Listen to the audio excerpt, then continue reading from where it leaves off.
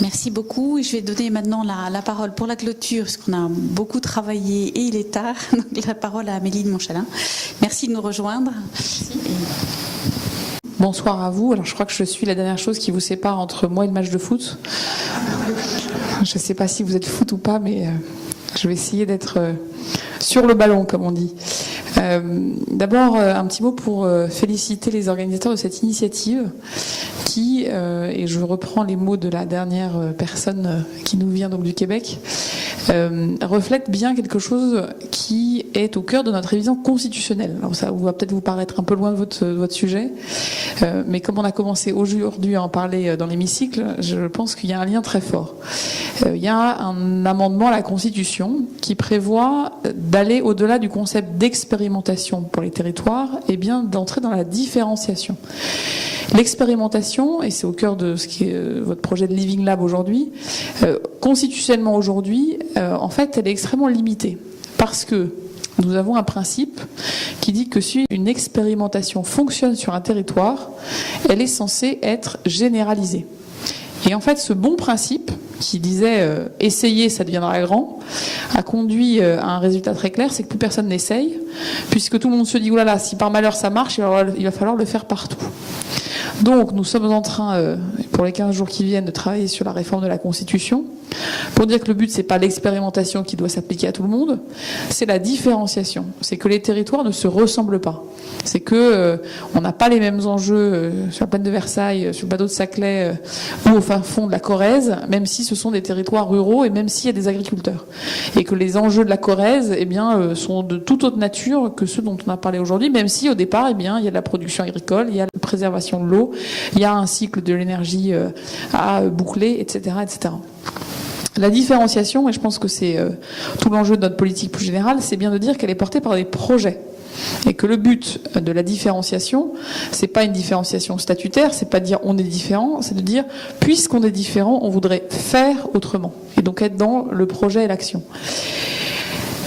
Donc c'était une petite introduction de contexte général pour vous montrer que dans bien d'autres domaines que celui du lien entre agriculture, citoyen, urbanité et puis périurbanité, cette même dynamique d'expérimentation, de différenciation et donc de projets concrets innovants, on essaye de mettre ça en marche, sans mauvais jeu de mots. Deuxième point qui est important, je suis rapporteur spécial du budget de la recherche. Et donc depuis 1 an, je m'intéresse avec beaucoup d'attention à ces fameux 12 milliards que tous les Français par leurs impôts financent tous les ans pour notre recherche à travers les organismes nationaux de recherche auxquels il faudrait ajouter quasiment plus d'1,5 milliard via les universités, plus les fonds des fameux grands plans d'investissement, plus les fonds européens, plus les fonds régionaux, plus les fonds départementaux. Bref, on a énormément de financement. Alors, on peut se dire que c'est pas assez, c'est probablement pas assez vu ce que d'autres pays, notamment du nord de l'Europe ou certains de nos grands voisins comme l'Allemagne investissent. Mais ça montre bien qu'aujourd'hui, on a effectivement besoin de modèles ouverts.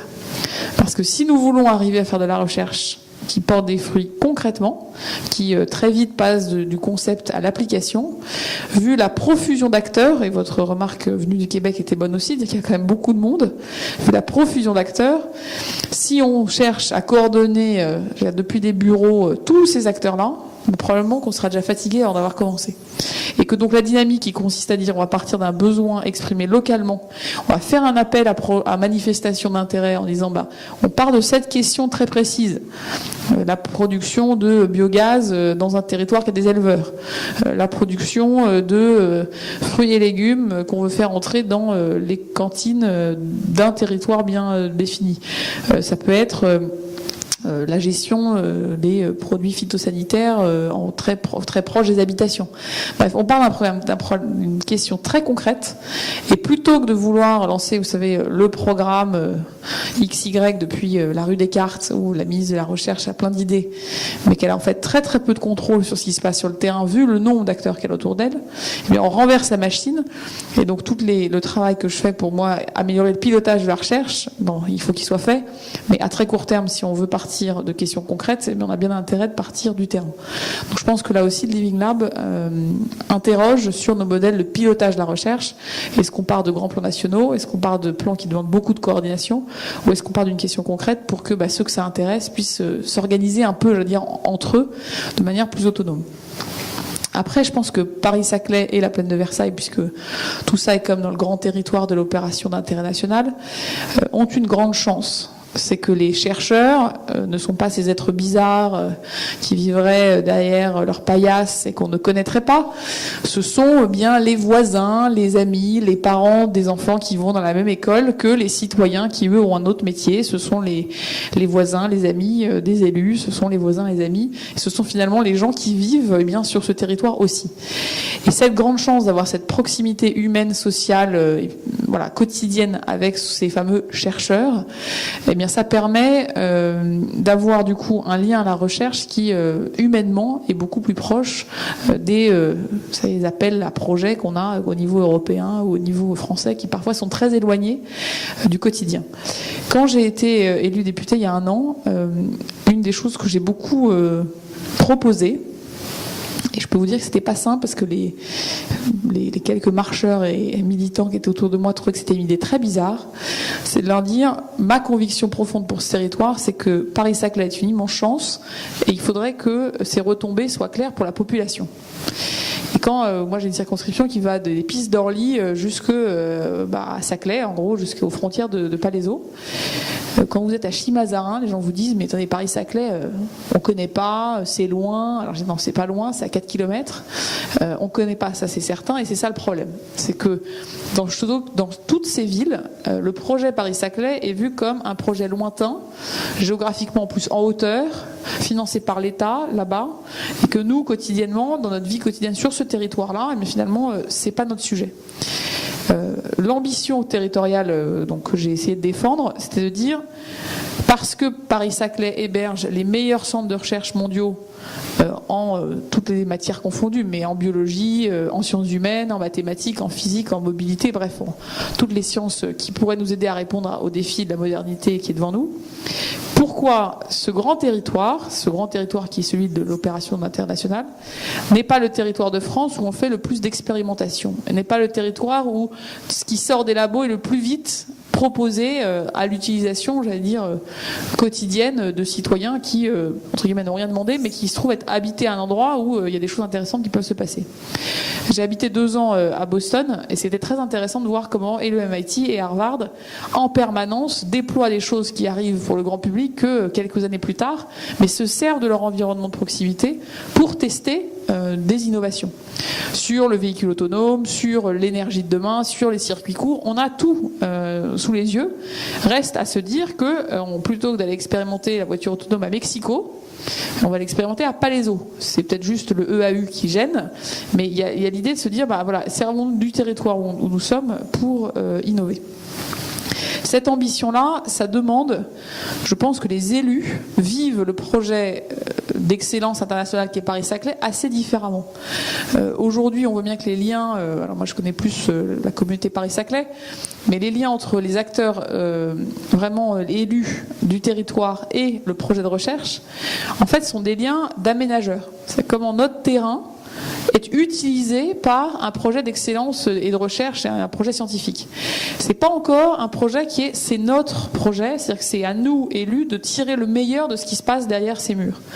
Et donc, je pense qu'il y a une question de maturité dans le temps, c'est qu'aujourd'hui, on en reste quand même de fait beaucoup à l'aménagement, puisque les étudiants sont pas tous là, les déménagements restent des choses dont on parle, ce sont pas des choses qui sont faites.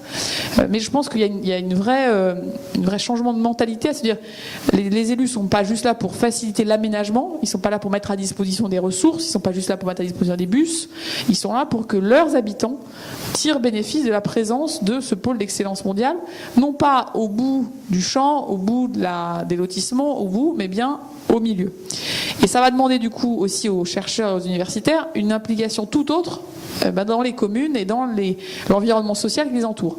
Un petit exemple, on en reparlera je pense au moment des élections municipales, régionales, enfin bref, les élections locales qui arriveront, mais une petite ambition locale qu'on pourrait avoir, c'est se dire, puisque nous avons les meilleurs chercheurs en sciences du pays, voire d'Europe dans de nombreux domaines. Pourquoi ne pas fixer à ce territoire l'ambition d'être le territoire où les collégiens et les lycéens ont le meilleur niveau en sciences et en maths du pays? Considérant que si vous avez tous ces étudiants qui peuvent faire du soutien scolaire, de la vulgarisation, des ateliers scientifiques et à la limite apprendre à être des bons enseignants, puisqu'une partie d'entre eux deviendront des enseignants-chercheurs, à partir de la transmission du savoir, pourquoi on ne se dit pas, dans tous nos collèges, on fait cette transmission? La même chose peut avoir lieu sur l'alimentation. Vous savez, dans le projet de loi sur les états généraux de l'alimentation, on a eu toute une partie sur l'apprentissage de la nutrition, d'où provient la nourriture, quel est l'équilibre alimentaire qu'on cherche à avoir. Je me dis que quand on a un territoire, on a des producteurs, des agriculteurs, des familles qui depuis, je ne vais pas vous parler de la mienne, mais depuis presque des siècles maintenant, ou quasiment 100 ans, cultivent un territoire, elles sont les premiers passeurs de savoir. Et le fait d'avoir des fermes comme Viltin ou Gali, qui d'ailleurs ont pris cette mission depuis des années de s'ouvrir au public et d'avoir une mission bien au-delà de fournir ce qu'elles produisent, mais bien une transmission vis-à-vis des écoliers, je pense est essentiel. Parce qu'on voit bien qu'il faut que chacun joue un rôle qui dépasse un peu sa fiche de mission. Donc, je pense que tout ça correspond, j'imagine, à la nature ou à la teneur des échanges que vous avez pu avoir. Je pense qu'on est tous très motivés pour ce projet. Je retiens de la remarque de nos collègues québécoises que parfois partir petit, c'est ce qui permet de voir plus grand. Peut-être que le Living Lab, c'est finalement une marque pour plein de petits projets qui peuvent avoir des ambitions et des périmètres très différents. Il peut y avoir des choses qui commencent avec une école, avec un collège, qui peuvent commencer avec une cantine, une mairie. Et puis, je veux dire que la concurrence, parce qu'on croit quand même un peu à la saine émulation, que les bonnes pratiques des uns puissent réveiller les ambitions des autres. Politiquement, sachez que tout ce qui est, j'ai feuilleté les comptes rendus de vos échanges jusqu'à maintenant, correspond pleinement à ce qu'on a mis dans la loi sur les états généraux de l'alimentation, ce que porte Nicolas Hulot sur la protection de la biodiversité, notamment l'arrêt de l'artificialisation des sols pour essayer de protéger toutes les terres naturelles qui existent et notamment en périurbanité. Ça correspond aussi, donc on a dit, à la différenciation des territoires qu'on cherche à pousser. Et donc voilà, je ne sais pas s'il y a un temps d'échange, mais sachez que vous avez pour ça tout mon soutien, mais ça n'est pas le problème, n'est pas l'enjeu. C'est plutôt comment, si on a des choses à justement échanger, à faciliter, eh bien que vous n'ayez pas d'hésitation sur notre capacité à vous soutenir et à transmettre tout ce que vous aimeriez faire remonter. Donc merci de votre énergie et ayez bien en tête que si Paris-Saclay est d'excellence mondiale, eh bien nous avons devant nous le devoir d'en faire aussi une excellence locale pour que bien les milliards que l'État investit pour que ça rayonne loin, eh bien ça rayonne aussi près et que la photosynthèse de proximité fonctionne à plein. Merci beaucoup.